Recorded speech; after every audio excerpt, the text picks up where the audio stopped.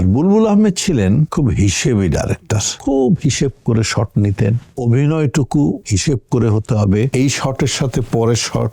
আজকে হয়তো আমি একটি হোটেল থেকে বের হচ্ছি, তারপর যখন আমি বাড়িতে গিয়ে গাড়ি থেকে নেমে আবার ঘরে যাচ্ছি, উনি হয়তো ওই শুটিংটা হয়েছে 3 মাস পর। আমি যে হোটেল থেকে বেরিয়ে গেলাম, এই যে স্পিডটা হাঁটার, বেরিয়ে যাওয়ার, ওই গাড়ির থেকে নেমে আবার যখন ঘরে ঢুকছি, ওই স্পিডটা উনি মনে করিয়ে দিতেন। এটা একটা অসাধারণ গুণ। তো খুব সুন্দর, খুব ভালো ডাইরেক্টর ছিলেন। আমি ওনার 2টা ছবি করেছি। আমি একটা ব্যাপারে খুব কাঁচা, নাম মনে রাখতে পারি না, অনেক বন্ধু বান্ধবের নাম ভুলে যাই, ছবির নাম ভুলে যাই, যার জন্য অনেকের ছবির নামও বলতে পারছি না। বুলবুল ভাইয়ের একটা ছবি বোধহয় করেছিলাম, কত যে আপন, বাকিটা মনে নেই। 2টা ছবি করেছি। এরপর আমি বলি শেখ নজরুল ইসলাম, উনিও সম্ভবত জহির রায়হান সাহেবের অ্যাসিস্ট্যান্ট ছিলেন। উনিও খুব গুছানো ডাইরেক্টর ছিলেন, সামাজিক ছবি করতেন এবং ওনার একটি গুণ ছিল, উনি ছবির সংলাপ নিজে লিখতেন এবং খুব ভালো সংলাপ লিখতেন। ওনারও অনেকগুলো ছবি করেছি, তো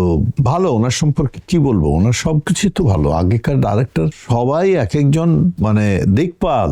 আমি তো কি ওদের সম্পর্কে বলাটা, আমি নস্যি একজন ওদের সামনে। তো যতটুকু বলার, ওনাদের ছবি করেছি, ওনাদেরকে স্মরণ করছি, এটাই বড় কথা। তারপর বলি আজহারুল ইসলাম খান, ওনারও বেশ কয়েকটা ছবি করেছি আমি। এই যে অনেক ডাইরেক্টরদের কথা বললাম, এই সব ডাইরেক্টরই কিন্তু একটা সময় রাজাক ভাইকে নিয়ে ছবি করতেন। আমি খুব লাকি, ওনারা পরবর্তীতে আমার কাছে এসছে। আজার ভাই রাজাক ভাইয়ের ক্যাম্পের একজন ডাইরেক্টর, উনি আমাকে নিলেন, ওনারও বেশ কিছু ছবি করলাম। উনি কিন্তু অসাধারণ একজন মেকার ছিল, উনি একজন অসাধারণ ইমোশনাল মানুষ ছিল, কিন্তু ওনার ইমোশনটা উনি শো করতেন না, একেবারে চেপে থাকতো, আস্তে আস্তে কথা বলতো, ছবি বানাতো। উনি কতটুকু ইমোশনাল মানুষ ছিলেন, ওনার একটি ছবির নাম যদি বলি আপনারা কিছু টাচ করতে পারবেন। ওনার একটা ছবি করেছিলাম, ছবির নাম মরণের পরে।